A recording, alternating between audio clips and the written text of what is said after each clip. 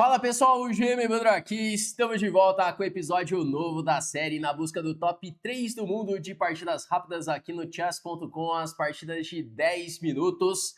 Voltando aqui, com a garganta ainda um pouco ruim, mas melhorando já, vamos voltando à frequência normal do canal.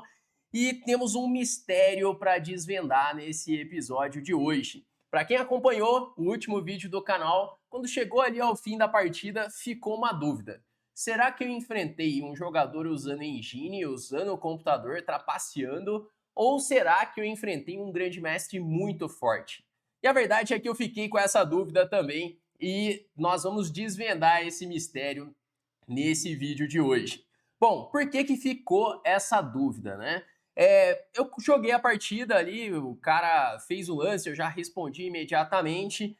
E eu fui ver que o cara ele tinha criado a conta há pouco tempo, e aí ficou aquela dúvida já durante a partida, né, suspeitando, será que esse cara tá usando o computador ou não?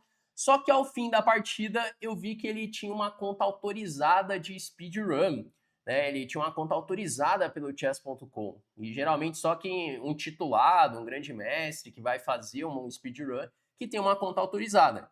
E aí que surgiu essa dúvida, né? Então se a gente olhar aqui a conta dele, né? Então eu vou até abrir aqui. Esse era o cara, né? Smurf Caro 78. E tá ali que todos os pontos, né, eles serão restituídos para os adversários que enfrentar esse jogador, pois é uma conta autorizada de speedrun, né, a conta criada ali dia 27 de dezembro de 2025. Então, sempre que o cara vai fazer um speedrun, por exemplo, eu vou fazer uma série de speedrun aqui para o canal, como eu já fiz várias, eu tenho que pedir autorização ali para o chess.com, pois assim os meus adversários vão ter sempre os pontos de volta, né? Então essa é a primeira coisa que eu faço quando eu vou fazer um speedrun.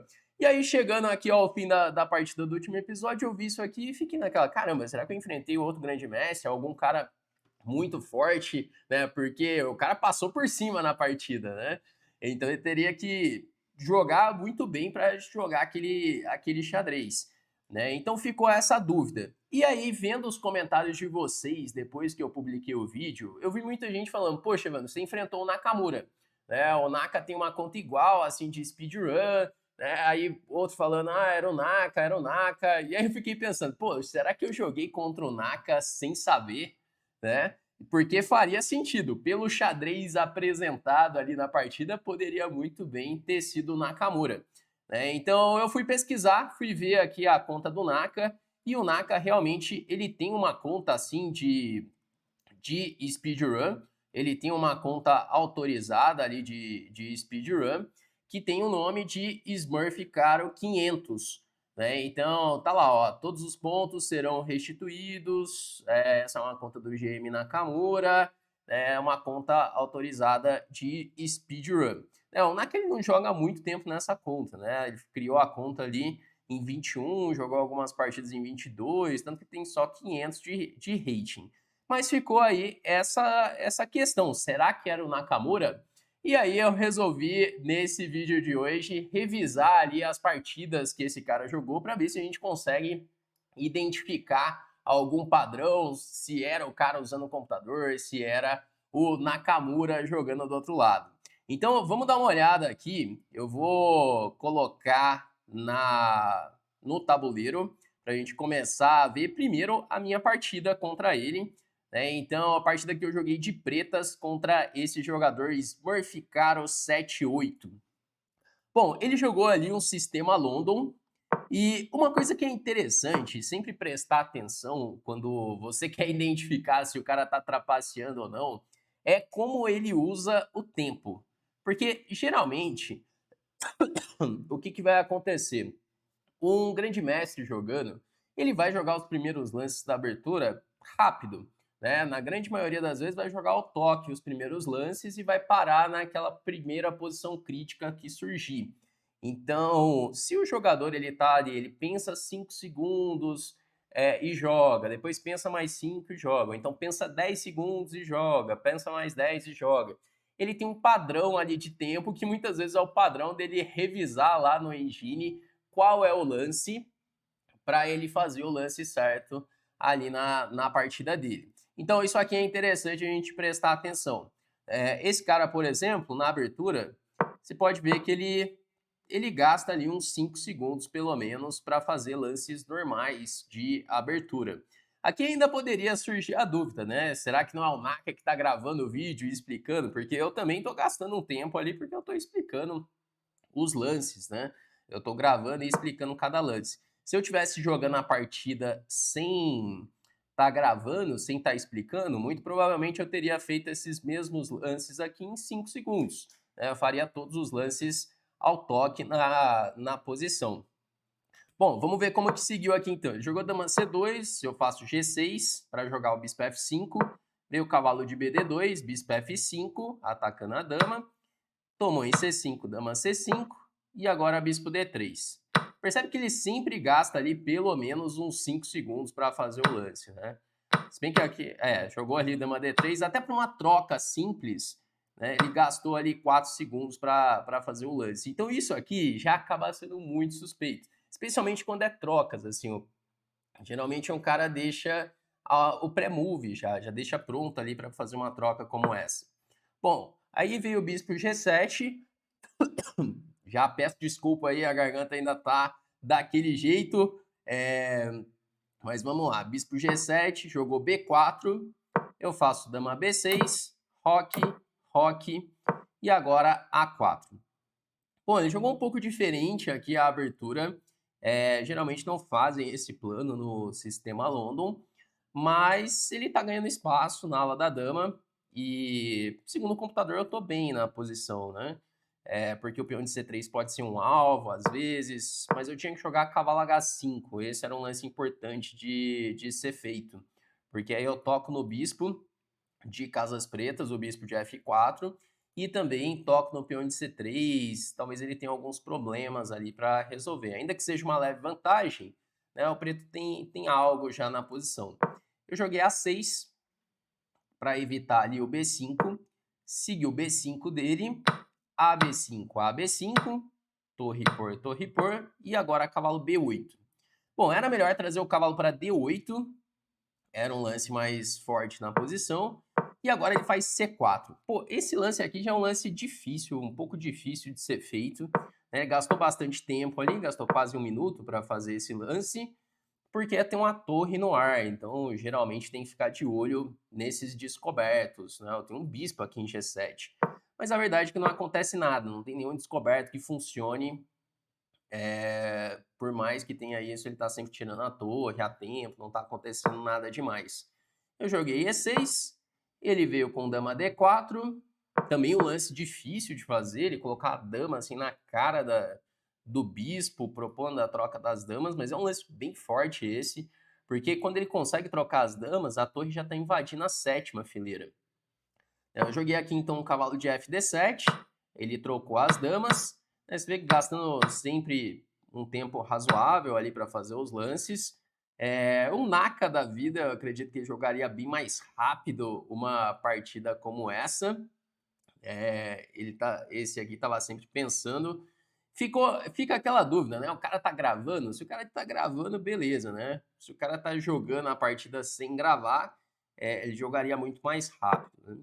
Veio torre A7, tomei C4, e essa posição já tá muito difícil de se jogar, mas isso se o cara joga extremamente preciso, né? Se é um jogador comum jogando essa posição, ainda tá complicado, porque eu tenho peão de C avançando, tenho algumas complicações ainda. Eu joguei cavalo de BD7, ele faz bispo C7, e agora eu faço cavalo D5, segundo a máquina interroga 2, tinha que ser C3 na posição. Mas também o lance que é o lance fino não é um lance tão simples de se fazer, né? Porque qual seria o lance mais simples aqui? Seria um cavalo tomar C4, né? Só que cavalo C4, torre C8, a partida ainda está muito confusa, né? Porque ele tem umas peças indefesas, tem o tema de mate na primeira fileira. Se ele jogar um lance como B6, por exemplo, eu posso tomar em B6. E aí cavalo B6 está caindo em C7 já, torre C7, a posição está igualada.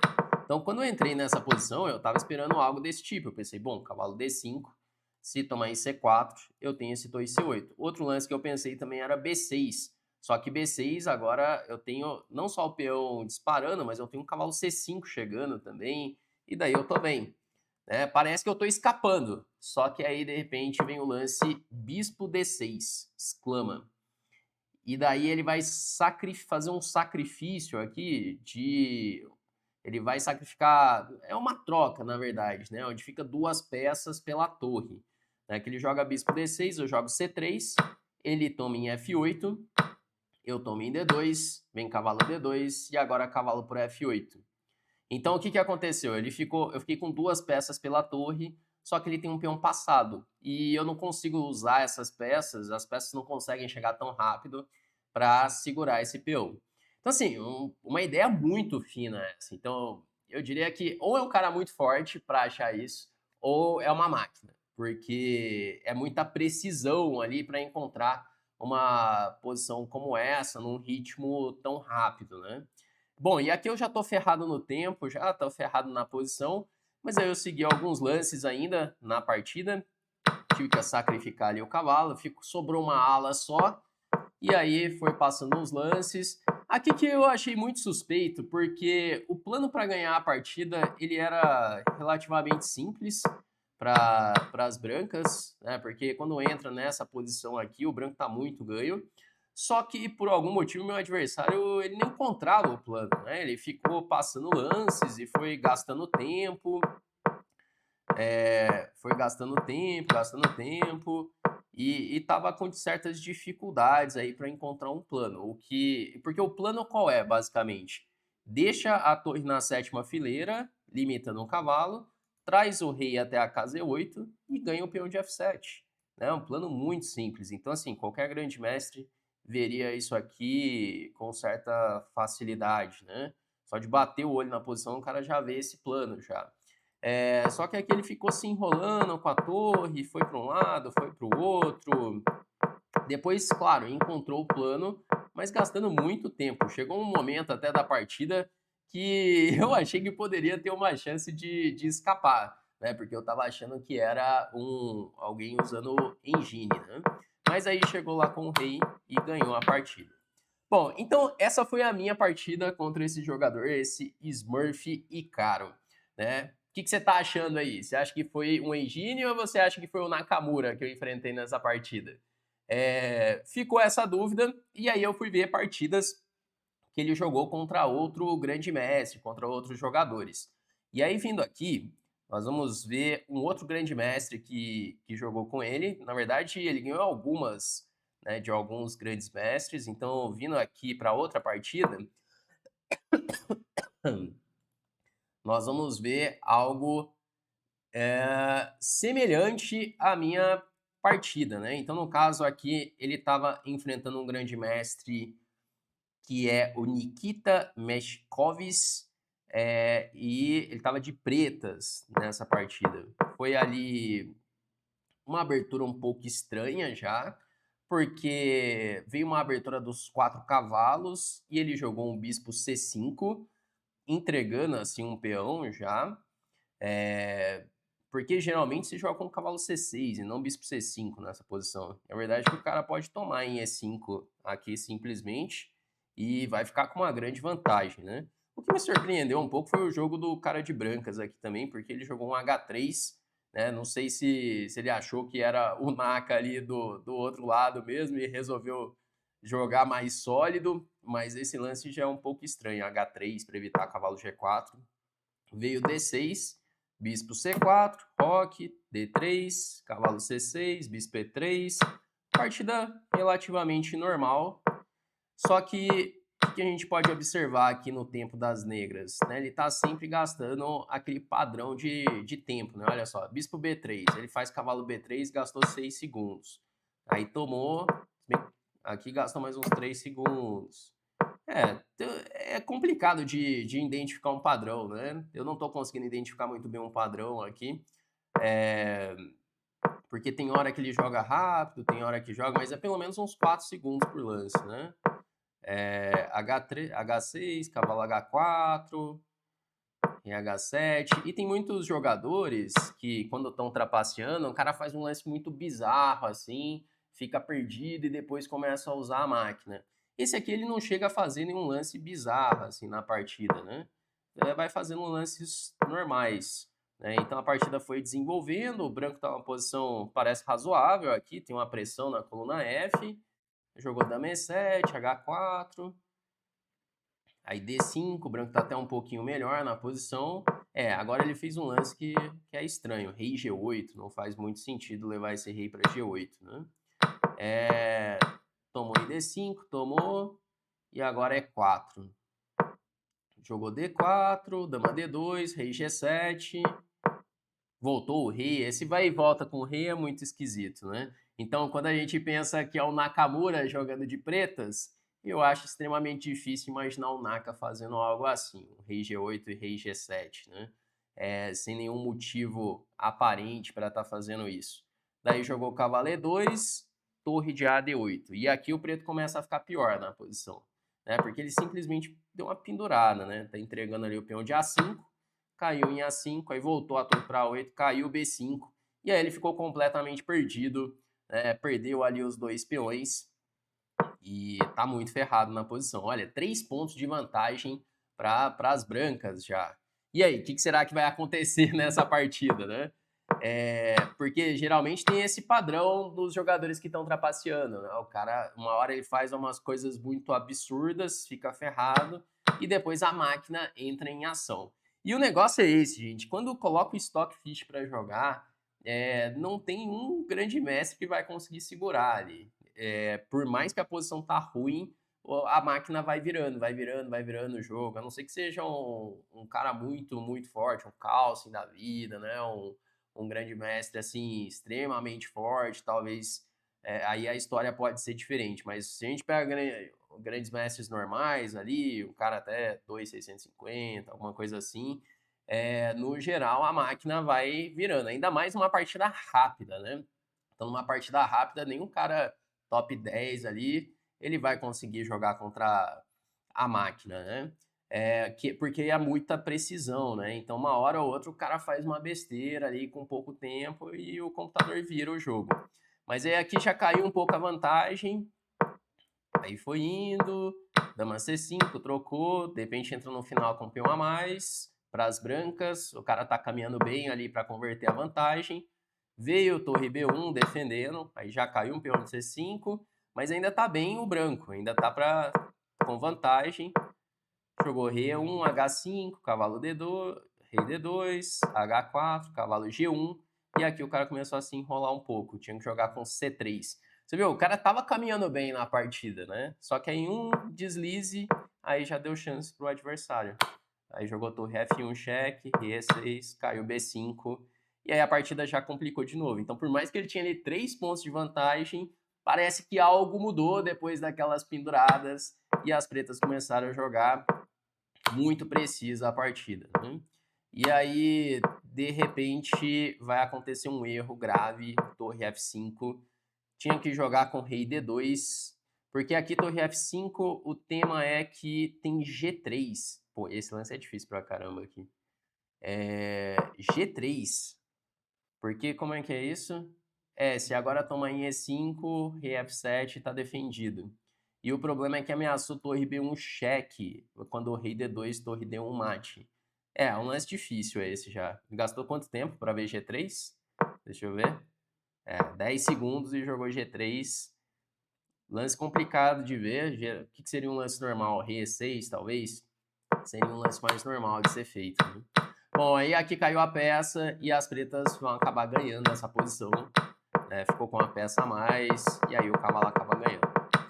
Bom, o que dá para perceber? Suspeito o nosso adversário, né? Quando a gente começa a analisar as partidas, começa a ficar meio suspeito, né? Igual eu falei, não acho que o Naka faria lances desse tipo. E aí, para desvendar o mistério, eu fui mandar mensagem para o Cricker e perguntar, cara, essa conta aqui é uma conta autorizada de speedrun, né?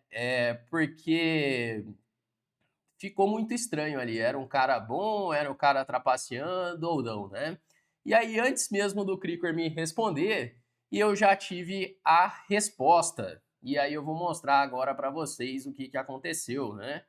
Que vindo agora para a conta, não, essa Smurf 78, vamos colocar aqui, ela já aparece como uma conta banida, né? Então não era o Nakamura que eu estava enfrentando, como a gente pôde ver aqui nas duas partidas aqui, tava muito mais para ser um cara trapaceando, então ele já teve a conta banida, né, por violar as políticas de jogo limpo, né? Então o cara tinha subido muito, muito rate, 900 pontos ali em poucos dias, né? Ele não estava fazendo speedrun. Agora, olha só como que os caras estão ficando cada vez mais profissionais em trapacear, né? Porque até a parte de colocar que era uma conta de speedrun, o cara colocou, né? Então, se a gente voltar ali, cadê? Deixa eu ver aqui onde que estava aquela imagem. Ele colocou igualzinho, né? Ele colocou autorizado, speedrun, tal, tal, tal, tal. Seus pontos serão restituídos. Ele colocou igualzinho como se fosse uma conta de speedrun.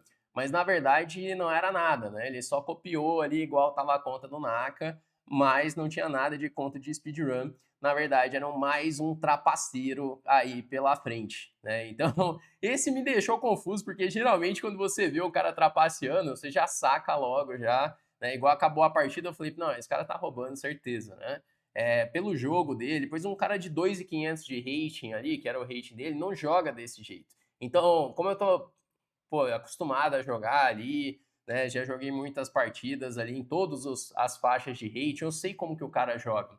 Então, quando eu vejo um cara de 2.500 jogando com tanta precisão assim, eu já sei que o cara tá trapaceando, não tem jeito. Ou era um cara muito forte, mas não foi o caso, não foi dessa vez que enfrentamos o Naka aí na série de speedrun. Bom, e com tudo isso, eu tive os meus pontos restituídos, né? Então, voltando ali agora para minha conta, vamos ver se dá para mostrar, eu já apareço ali de novo com rating de 2.812, né? Então estamos ali com 2.812, o rate mais alto foi o rate de 2.824, seguimos ali no top 5 no ranking global das partidas de 10 minutos. Nessa última semana eu não consegui avançar muito, né? Pois eu joguei com dois caras que estavam trapaceando, tive os pontos restituídos, mas não consegui progredir muito e também não consegui liberar mais vídeos aí durante essa semana, estamos em recuperação por aqui. Mas vamos lá, vamos ver o que acontece nos próximos episódios da série, que de repente eu enfrento um Naka mais pra frente, mas não foi dessa vez. E vamos ver se eu consigo seguir avançando por aqui. Bom, e sem trapaceiros pela frente, isso é ainda mais importante, vamos ficar mais espertos aí nos próximos episódios. Mas então é isso, galera, desvendado aí o mistério. Se você gostou, deixe seu like aí no vídeo. Se você ainda não é inscrito no canal, aproveita para se inscrever. Todos os dias tem vídeos novos por aqui. Vamos então encerrando e até a próxima.